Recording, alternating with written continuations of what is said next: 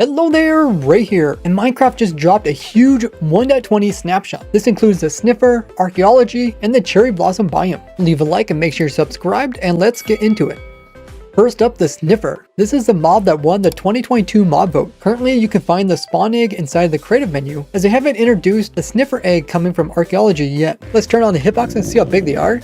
You can see they are square despite them looking like a rectangle. All these sniffers are sniffing about looking for some seeds. Here we got one here that's actually digging and actually dug up one of the new plants that are coming in the game. It looks so cute when they dig in the ground and they pop up the items. And the seeds they find are called Torchflower seeds. With these seeds, you can go ahead and plant them on farmland. Let's go ahead and grow it up. You can see the next stage started to grow. Then we can see more of a flower being produced. This block is called the Torchflower crop. Now the Torchflower itself doesn't actually produce any light. But once grown up, you can go ahead and break it and harvest it. Then you can go ahead and plant this anywhere you want as a really cool decorative block. The Torchflower can be put into the crafting grid and crafted down to make a orange dye, giving us an alternative way to actually get orange, but the easiest way is probably still making yellow and red using my flower dye farm and then just combining them for orange. But I'm sure going to enjoy making a farm, being able to automatically grow these up and collect them, as the items themselves are pretty cool for decoration.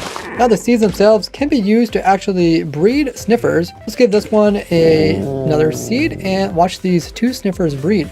They almost look like a solid box. Okay, they produced a baby. Let's go check it out. Oh, look at the baby, it's so cute. Baby sniffers are called snifflets. Let's go ahead and try to use the seeds. It looks like you can actually increase its growth speed by using the seeds on it. Now the sniffer cannot actually be tamed, and it is a passive friendly mob.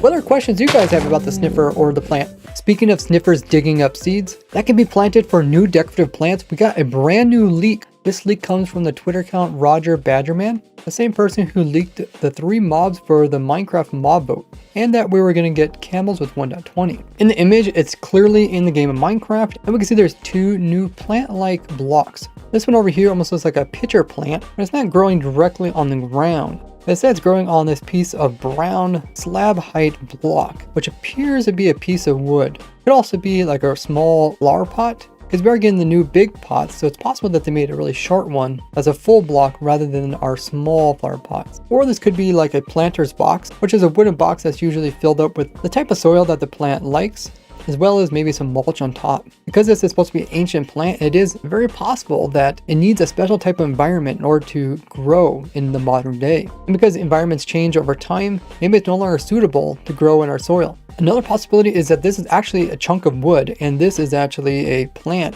that lives on decaying material, such as like you think of like a mushroom growing on an old log. So you put down like an old log, you plant your seed in it, seed would slowly grow up until it comes into this flowering plant. Now the second plant definitely looks like a vine or a lichen, both of which we already have in the game. But once again, you can see this one actually grows and flowers out. Now they are showing it on like stone, so it could be like some kind of moss that's growing on the stone. And these type of plants can actually bloom with somewhat small flower. When they did talk about the sniffer, they did mention decorative plants, which is plural, meaning more than one. So both of these could come from the sniffer digging up seeds. With the viney one, I'll be curious if players can use it just like vines and climb up them. But for the pitcher one, it's definitely unique, so it might have some unique properties, especially with this flower pot base. What do you think about these? Next up, archaeology, where you can find suspicious sand around desert temples, desert wells, but they said they will add in more in the future. The sand looks a little bit different than normal sand, and using the new tool called the brush. To get the brush, you will need to put in 3 strings and 2 sticks. That'll produce 1 brush. With the brush, you can right click on things to try to dust them. You can see nothing's really happening to this sand. If we go to suspicious sand and we right click, you can see it's actually changing it. You see little cracks forming, kind of like the player would be breaking it. Once complete, it will convert over to a sand block. Now, in the original video, they show the player actually removing layers. This is a lot simpler probably to code than to add layers. That would slowly go down and maybe change hitboxes as well. These suspicious sands, you can't actually collect them. When you break them, they just shatter. And even if they're sitting on top of another block and you break the one below it, they'll fall and then shatter as well. You have to be careful when digging about. And if you stop brushing, the progress will eventually revert back to before. Nice thing is about where it converts back to sand, it doesn't leave holes in your world like the previous design would. Now when you are dusting, you move very slowly, kind of like holding a shield out. There's also this cool animation the player does with holding the brush and going back and forth with it. Now I couldn't find any desert temples that actually had natural suspicious sand generated with them or desert wells with it, but we can mimic the loot that would come from these if we just do archaeology / desert pyramid. You can see we can get stuff like diamonds, TNT, emeralds, the new pottery shards. And we go ahead and put this in a command block and we can just see all the different stuff that you'll actually get from it. So it seems each sand will only give you one item. So I ran it a while. You can see all the different things you can get from it, including 3 types of the pottery shards. Prize one, which has the little diamond shape on it. Some people thought it was a ruby. We also get the archery one, which has the bow and arrow on it. And we get the skull pottery shard, which has the skeleton skull on it. We also get quite a bit of TNT, got diamonds, emeralds, and even gunpowder. This doesn't make diamonds renewable since these suspicious sands aren't renewable, but it could be a cool way to get some early game without having to go deep in the ground. Also get emeralds for trading, gunpowder so you can make more TNT, and TNT so you can easily blow up stuff. Now if we change this command for the desert well and we clear inventory, let's go ahead and run this one. We can see we actually get different loot. So we're getting emeralds now. We're also getting suspicious stews, some sticks, some clay bricks. So it's actually worth going to desert wells because they'll give you different types of loot. This includes the other pottery shard, which we couldn't get from the desert temple. This one called Arms Up. It's a little character with his arms up in the air. We also got tons of suspicious stews. Let's go ahead and eat one of them. That one gave us blindness. This one gave us night vision. This one gave us jump. So it seems like it's kind of random what effects you'll get. So you could get a good effect or you could get a negative one. We also got some more emeralds and of course sticks, which could be used to make like more brushes, because when you do use them, they take durability damage. You can see they have 64 of it. These shards can only be found through archaeology and cannot be crafted. Now with these shards, you can place them into the crafting grid like this, with each side being the type you want to display. This will produce a decorative pot. Depending on which side you put the image on, will decide which image are placed on which sides of the pot. Notice that we use 3 skulls and a bow, and that's exactly how it turns out. You can also make a plain pot just by using normal plain bricks. You don't have to go doing the archaeology in order to get more of these pots. But this will make my clay farms more useful, as you need clay in order to get tons and tons of these. If you use your bare hand on the pot and you break it, it just instant breaks and you get it back as an item. But if you use a tool on them, it will shatter and it'll drop the pottery shards so you can craft it again if you want to. If you use silk touch on these, they will drop as an item. It's pretty cool that the shards are stackable, but the pots are not, as they do have special NBT tags for the individual ones. And it doesn't seem that you can place any items inside or any liquids. And as I predicted, these blocks are slightly smaller than a normal block, and when you stand on top of them, your player will just walk right through the mouth of the jug. Now originally they talked about finding the sniffer egg inside of chests in ocean ruins, but since it fits so well with archaeology, they probably switched over to finding it within there. They could still add archaeology to ocean ruins someday, but it seems like they scratched the idea of finding it within the chest. What questions do you have about this?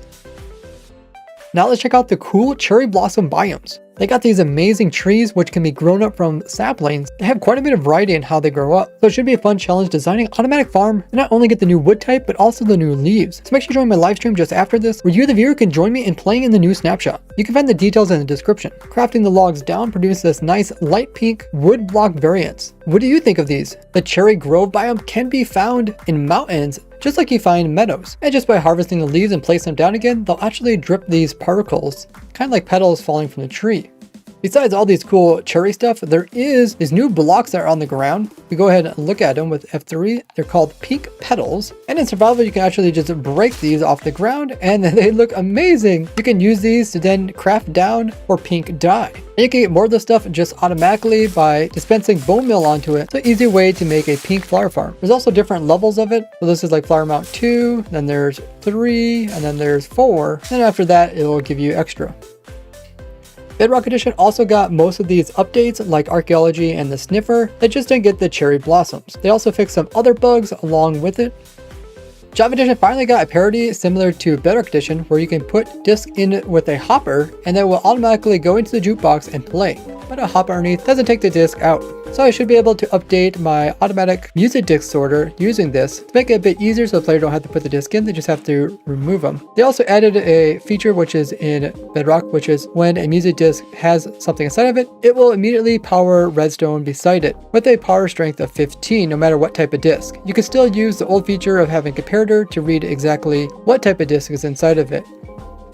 We also got a new thing we can summon in, which is interactions. These are actual entities in the game, kind of like our display entities, but these interactions will detect stuff like left clicks and right clicks. You can customize them about how big they are, what they respond to, what actual format they have, as well as they can be used in triggering advancements. Execute commands also work with them, so you can execute on the attacker or execute on a specific target. This is great for map makers so they can make interactive maps. Now I showed this cool little trick where you could actually have baby camels get picked up in a boat, where the adults wouldn't be able to get picked up in the boat, and then you can just grow them up to have adults. So now if you try to grow up a baby inside of a boat, or if it grows up naturally, you'll see the camel actually get kicked out. Same thing for the horses, including mules and donkeys. So you can no longer have like the horse storage on top of the boat. So these are cool rares to collect before upgrading your worlds. Since 1.16, certain mobs, when they would fall into water while sitting, would cause the cat to sink. So now once again it will float. I used to actually use this trick to transport pets really far away. So now once again I can use it for cats, as you can just put it on a timer and then drop the cat in water and then it'll teleport to you rather than just constantly sitting, because the water makes the mob stand up. Since version 1.6, when it came to breeding horses, there was a problem that the baby horse was never able to actually exceed the stats of the parents. But this resolved, it's possible to get better horses by breeding two really good horses together. So start getting those OP horses. Blast protection armor will now also work for reducing knockback for players where it wasn't before. Creepers are supposed to flash kind of like TNT before they explode, and that wasn't occurring in the previous snapshot, so they reverted that as well. Allays will no longer stall when trying to come over to the player. You no longer have to worry about getting kicked from the server for flying just because you died on top of a horse or camel. Turtles naturally generate along beaches during world generation, but the game sometimes put two passive mobs in the same block. This is actually causing problems with the turtles, and they're actually getting stuck, where they're constantly making walking noises. In a previous snapshot, they accidentally made it so when you die from a dripstone point, it was called a falling block, so they reverted it. This bug that's been in the bug report for quite a long time, where servers will show up as old, has been resolved. Drone's animation was a bit glitchy, so now it's smoother. Since 1.16, Lytra has been kind of jittery when turning, as you can see here. Now it's really smooth when you turn. They also fixed the Z-fighting with boots, and on the new display text. They resolved a bug where there was a memory leak. Now one thing I forgot to mention is that in the settings, you can actually change how fast you want the glint of the enchanted armor to move across the armor. There's also another setting for how strong you want the glint to be. You can completely turn it off so you can't see enchantments, or you can make it really strong so it's a little bit easier. But the enchanted glint doesn't only apply to armor, as this is used also in the potions with their different effects. And because overall they brought the glint down, it's much easier to see the exact type of potion you have in game just by the color. But before they had so much enchanting glitter on them, they all looked about the same. This is something I complained about for a long time, so I'm really glad they changed this. Also, with the ability to switch out armor just by right clicking while having it selected, also works on armor stands, so I can switch out the pants on that one, and I hold the other one and I can switch it back. This enchanted look is also reduced on the enchanted golden apples, but for these it's almost to a point where you can't tell the difference visually between the enchanted one and the unenchanted one. You can also see this on other items which have enchantments. It's a lot more subtle. Now join me in exploring the new snapshot. You can find the IP on my Discord, or get up to date on everything coming with 1.20 in this snapshot here, or this one, where I designed several new farms for 1.20. Thank you for watching. I'll see you guys in the next one. Bye bye!